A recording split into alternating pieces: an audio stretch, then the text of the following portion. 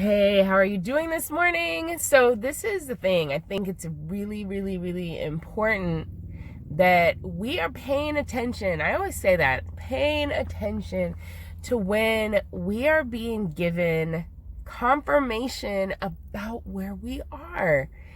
I can't tell you how often signs of confirmation are given to me, and half of the time I'm sort of paying attention, and it typically wakes me up to a space where I'm like, you know what, I really need to look at what this is saying to me, what is happening. And then when I start paying attention, I start seeing how they are flowing in left and right, left and right, left and right.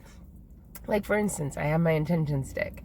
It is filled with intentions. So therefore, some of the things that I have put in here, they're showing up to remind me that it's like, hey, you're on the right path, or hey, get this together, or hey, guess what? We know you're asking for this. So if that's the case, then it's super important that I'm paying attention to make sure that I'm orchestrating my steps to be in line with what I'm asking for. My emotions, my feelings, my steps, my actions, all of that need to be aligned and vibrating at the same place. I love when people utilize the radio as an example of our frequency, like where we're vibing is a frequency. So if you're looking for jazz and you turn it to the rock station, you're not getting jazz. But if you recognize that the station has a certain frequency, and you tune into that station, you will get the jazz that you're looking for. I mean, it's really so simple that it seems like it should be common sense, but we know there is no such thing as common sense, because there is no common.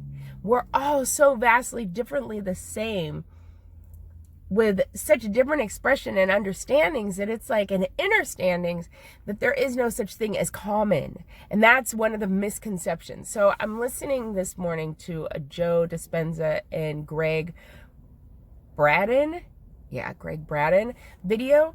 And it was just it was talking about, I'll put the link in the thing, so for those that want to watch it. But it was talking about the way that the brain is wired, and how when you have an experience, it literally takes the whole brain and maps it, so that when you are thinking about it, the brain continues to be in that experience over and over again, to the point that it starts to expect that experience and everything that it does, because it's preparing to be successful in its making through that experience. Or there's a better way to say that, but it's preparing for it to happen again. And if you go through a crazy storm, you're going to prepare for the storm, so you weather the storm and you make it through the storm.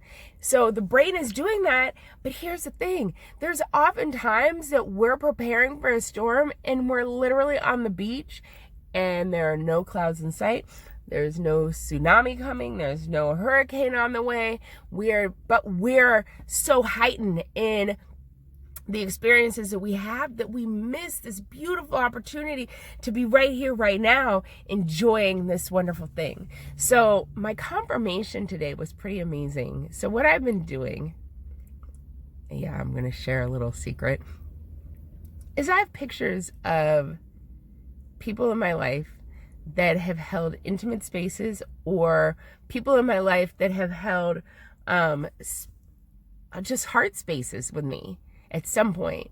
And so when I see their picture, it immediately it immediately floods me with emotion. I'm trying not to get emotional right now, but it does. And it's like, sometimes to the point where I find myself in tears, because it's just like, oh my gosh, I love them so much. Or it takes me back to a memory, or it's a thought of what could be. Whatever the experience is, it holds an emotional experience that is powerful and positive with me. So one of the things I've started doing is I have a select group of pictures that when I look at them, I immediately just feel at peace and I feel joy, and I'm just like, oh my gosh, I just am happy. So I make it a point to look at them regularly through the day. So I'm mapping something really positive and powerful with these pictures. And today I was thinking, I saw a picture of my ex-husband and I on Facebook, and we're both like so happy in just in a space of joy. And when I saw the picture, I said, this is the picture I'm going to hold of him in my mind. Now, we have a good relationship. We're cool. We just like, you know, it is what it is. We did what we did, and we're not getting into that. Anyways, what did happen though is there are moments where our connection was dynamic. And to see a picture where we experience that, it's a good thing.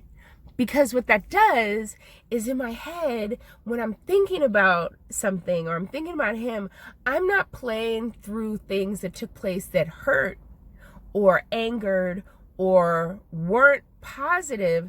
I'm playing that moment in my head. A moment where we were out doing something, and it was our joy was captured by someone else. That is something that is way more powerful,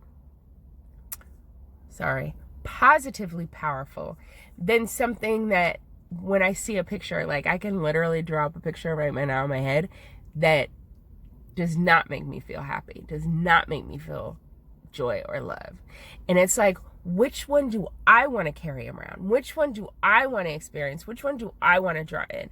So taking the time to go back in relationships that are, have been, will be, and putting the front picture up, the profile picture of that relationship, of what I want to remember, what I want to replay, where I want to be in that space. Now, that does not mean that I'm opening the door for somebody to come back in and mistreat or mishandle me. What that means is, in here, I am designing the way I'm going to stay in that space so that what I'm experiencing is the joy, the love, the excitement, versus the things that weren't healthy, because in that moment those things were showing up because I was vibrating there. That was the frequency I was on.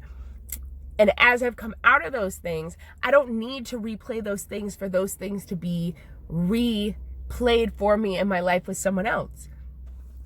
It's hugely important to go back and look at the areas where you were joyful with someone else, whether it's a girlfriend, boyfriend, husband, wife, parent, sibling. There are broken relationships can be mended very quickly within us when we go back to the moments where we found joy and we replay those moments and we replay that energy, because that energy then is given life to be and allowed to come back in. And a lot of times opens a door that most people don't even realize is there to something really powerful. So I highly suggest finding songs that make you want to sing and dance, finding pictures that just make you finding experiences that you can replay in your head that put you to the place of where you want to be and are going to draw in that energy and create that frequency that is going to play the music you want to hear in your life. It is possible.